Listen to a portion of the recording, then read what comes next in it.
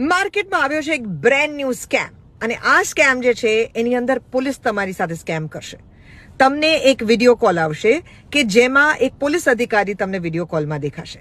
આ પોલીસ અધિકારી તમને કહેશે કે તમારા મોબાઈલ ફોનથી કોઈ ગેરરીતિ થઈ રહી છે અથવા તો તમારા મોબાઈલ ફોનથી તમને કહેવામાં આવશે કે તમારી ઉપર ધરપકડનો વોરંટ છે અને આ વોરંટથી બચવા માટે અથવા તો તમે જે ગેરરીતિઓ કરી રહ્યો છો તમારા મોબાઈલથી એમાં તમારે ન પડવું હોય, લાંબા ના સંડોવાવું હોય તો તમારે એના બદલે પૈસા આપવા પડશે.